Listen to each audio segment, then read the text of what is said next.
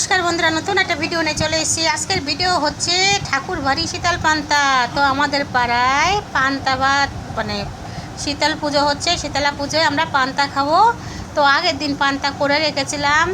তো পান্তাটা আমি লঙ্কা, শুকনো লঙ্কা আর দই দিয়ে মেখে ব্যাস একটু নুন দিয়ে রেখে দিলাম। নুন যারা যে যেরকম খাবেন পরিমাণ মতন দিয়ে দেবেন। তো দেখুন বন্ধুরা, এইভাবে পান্তাটা আমি এক এক করে প্লেটে সাজিয়ে দেব। দিয়ে আমি রান্না করেছি রাতে কুমড়ো ভাজা, বেশ চড়া চড়া করে কুমড়ো কেটে নিয়েছি, নিয়ে আলু কেটে নিয়েছি, নিয়ে আলু কুমড়ো ভাজা আর ভেন্ডি আর আলু একটু মাখা মাখা তরকারি করেছি। ভেন্ডিটা খেতে খুব ভালোবাসি বন্ধুরা, তো ওটা বাদ দেবো কেন। তো দেখুন বন্ধুরা, প্রথম মেয়েরেই দিয়ে দিলাম প্লেটে সাজিয়ে। তো মেয়ে খেয়ে বলছে, মা অন্য দিন পান্তা খায়, এত ভালো লাগে না, শীতল পান্তা খেতে যে কি ভালো লাগছে দই দিয়ে।